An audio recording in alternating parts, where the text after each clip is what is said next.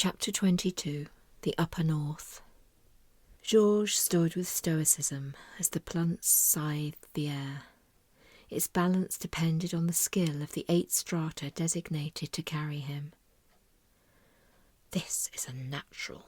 What would Elfrida think if she saw me now, he thought. His mind slipped subconsciously back to his first wife in his distress. The strata were flying at a height of about 10,000 feet. The air was cold, and the fluffy clouds drenched the passengers as the birds cut through them. Felicity, Reuben, and Little Green sat on the leader strata. Felicity was placed at the back, and she focused entirely on not slipping silently off. The wings felt powerful as the bird pulled the air past them with its strong muscular action. When it was climbing to its cruising height, the 3 leant forwards instinctively and gripped hard with their knees. The strata smiled to himself. He had no intention of losing his precious cargo, but their concentration would keep them silent and allow him to fly as swiftly as he was able with such a weight. He felt the aura of Little Green flow through him. He was proud to carry such a learned plant. As he flew, he thought serenely about this problem of the toxics and their threat. The perspective of distance gave problems clarity. He washed his fiery eyes with a blink of purple eyelids. He and his kind lived in territory unknown to all the other creatures. They remained separate, impartial observers that were so essential to the balance. He thought of the cliff top where he'd been raised, and of the forest canopy which sheltered his latest fine brood. The toxics were lost. It needed intervention. He agreed with the ancient oceanids. Their recent tantrums were ultimately only going to destroy all the answers they sought. It was time. He heard Georges bellow and chuckled. Felicity felt the leader's tremor of laughter beneath her. The ground was terrifyingly far below, and the shuddering she felt under her bottom wasn't good, she thought. She daredn't look, but she knew behind her were the other 3 strata. Strata 2nd held Zib. Strata 3rd, Gus and Scrat, and the last 3 strata carried Wolfgang and Pippi. The 8 tethered strata bravely pulled Georges, whose complaints she could hear in spite of the wind. Felicity was inclined to think he was actually scared. Not surprising, she thought, as they disappeared into wet blindness yet again. She leant forwards and tried to relax.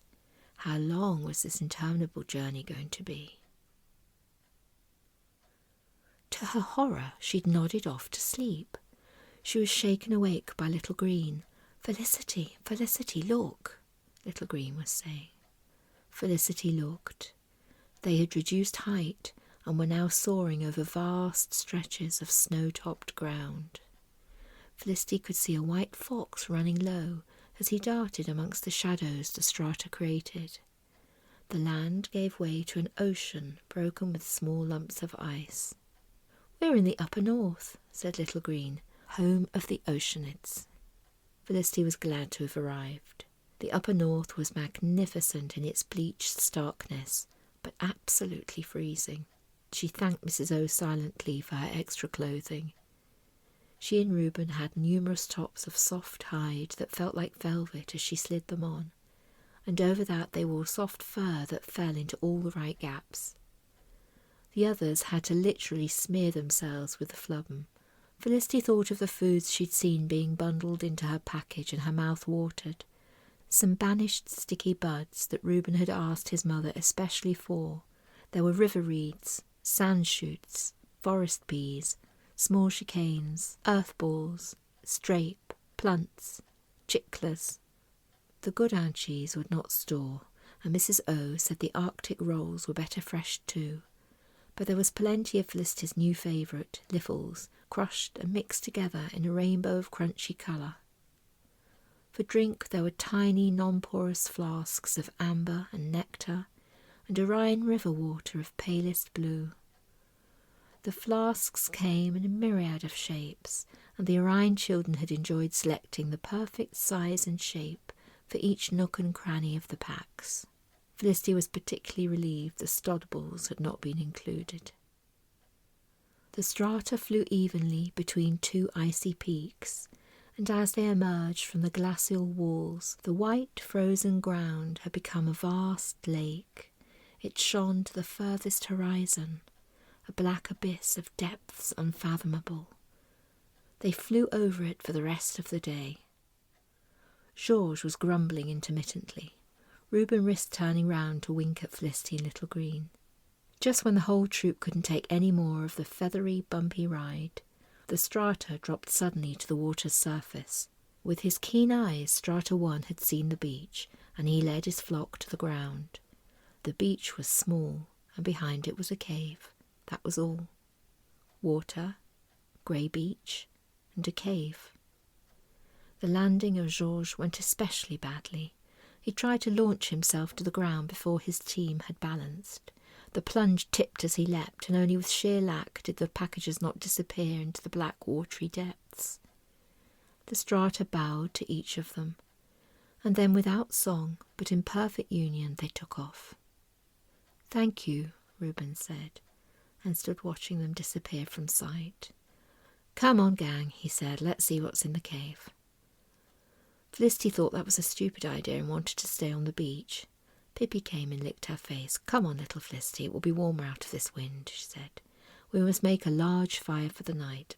Wolfgang padded over to them. "Pippi, my little cub, you must not take the chill." Pippi nuzzled him. Then together they loped, with Felicity between them, to the cave. Sib, Scrat and Gus were gathering some driftwood, but Reuben was concerned it would not last the night. Little Green explained that the flubben would act as a sort of long-burning oil if they smeared it generously over the wood.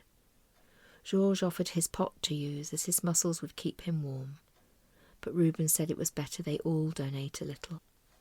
As the large moon swung up into the starry sky, the glowing fire crackled with promise. They were all exhausted, in spite of no activity. They ate a few sand-shoots from their provisions and chatted softly amongst themselves. Reuben asked Little Green what she would do about her enharmonic. "In view of our hasty departure from Orionwood, I will simply have to wait," she said. "But I feel strong, Reuben, even without my final transition." Reuben felt differently and told her to keep her mind open to contact from her enharmonic.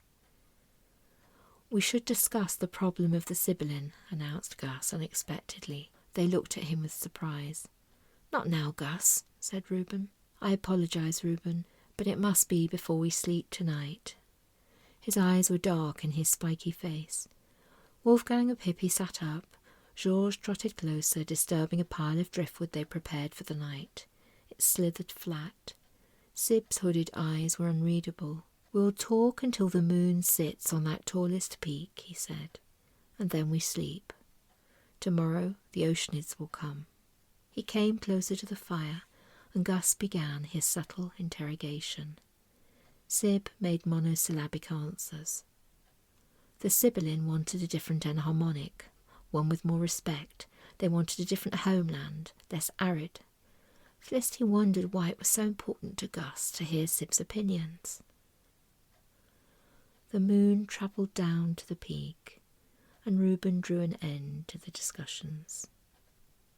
"Soon we'll discuss further this idea that the colour changers are less respected," he said, "for like the toxics misjudgment that they have no place in this world, so is any belief that there is lower esteem for the plants that work so hard to keep us all comfortable. I worry that the Sibyllin have so lost their balance of perception." After a small pause, he thanked Sib for his patience and ended the discussion. They settled down in the flickering firelight. Felicity was happy to be in Reuben's arms, but despite her warm Orion hides, she was still very cold. Reuben opened his fur and she shuffled inside. Only the odd fire crack and the water lapping gently on the shore could be heard. Reuben kissed the top of Felicity's hair. She could feel the tension in his body. "Please, please let me mature," she whispered. "Please, please, please let her mature," he prayed in an innocent echo. And the night wind carried their prayers up, up, and across the deep cold water, to a place unknown even to the old world's inhabitants.